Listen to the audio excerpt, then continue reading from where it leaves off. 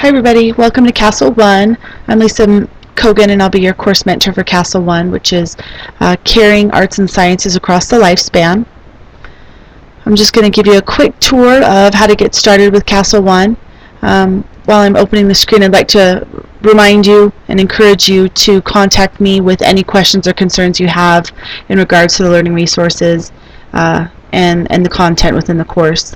We get started pretty quickly right off the bat with didactic content, and like I said, I encourage you to let me know if you have questions. A lot of times I know that you're doing a lot of work in off hours, in the nights, weekends, and I encourage you, if you have a question, just shoot me a quick email. You don't have to wait till you have a big a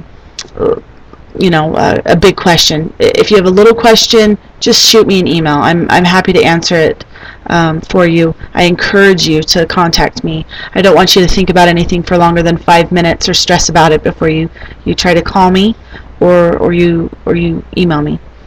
The screen that you're looking at now is the course of study that you'll click on through your degree plan. When you hit on that Carrying Arts and Sciences link in your degree plan, you'll come to this, which will bring you a link for the learning environment.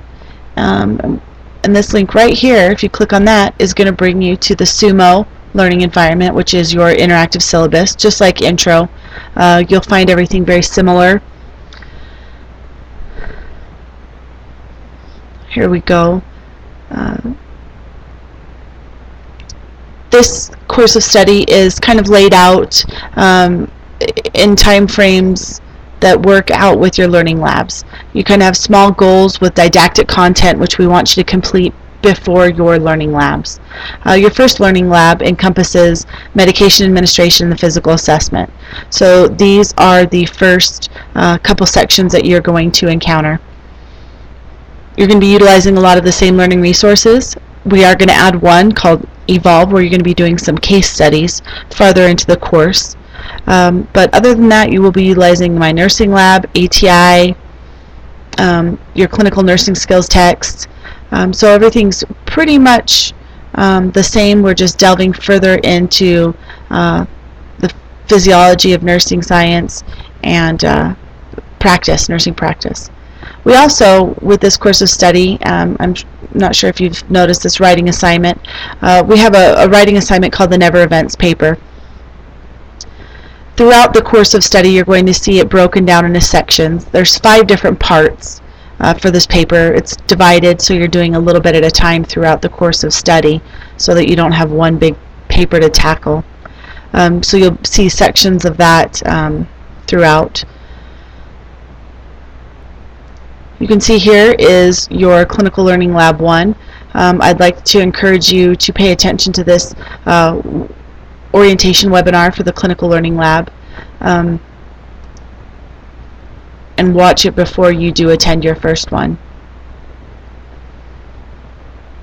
As far as didactic content, once again, we get started right off the bat. I encourage you not to waste any time in getting started with your studies. The first few sections cover a lot. The content we want you to cover before Learning Lab 1 is, like I said, physical assessment, medication administration. The second section is going to include oxygenation and circulation, fluid and electrolyte balance, nutritional status. These are things that you are going to be utilizing a lot throughout your entire nursing practice from here on out. And so they are vitally important, but they're big sections.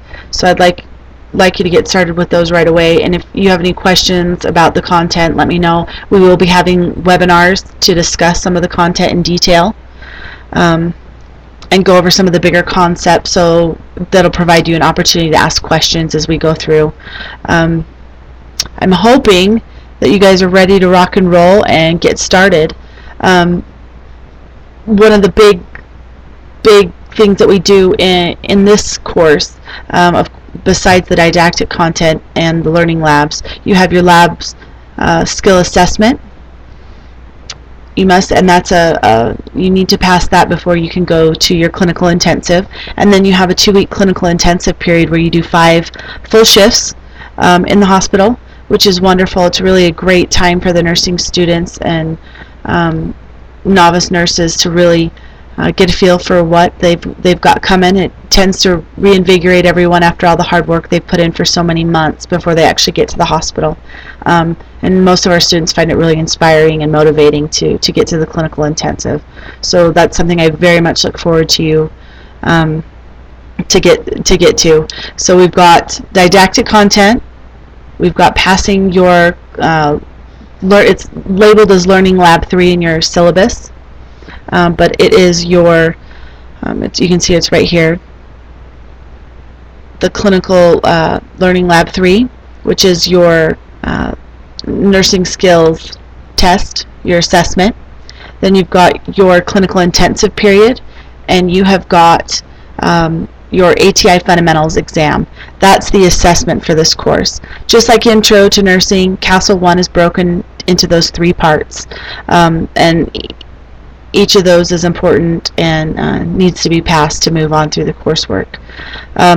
Their clinical intensive, like I said, comes towards the end of the course, and it's a 2-week period. You'll get your schedule where you work 5 shifts with the same clinical coach. It provides a wonderful opportunity for learning and to kind of bring together all of the skills that you have been learning in your books and in your skills labs. It really helps everything kind of come together for you, so it's a really exciting time. And the ATI fundamentals exam is an objective assessment.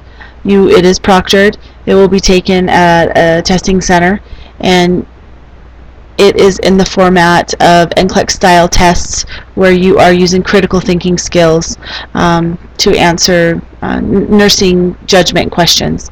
You're incorporating a lot of critical thinking along with your didactic information you've learned. So that's something that we'll prepare for as we move through the course, and I will offer webinars as we go forward, in particular on ATI, so that we can help you prepare and utilize all this knowledge that you've gained throughout the course. Once again, I want to say welcome again and welcome officially into the program, and please let me know if I can do anything for you.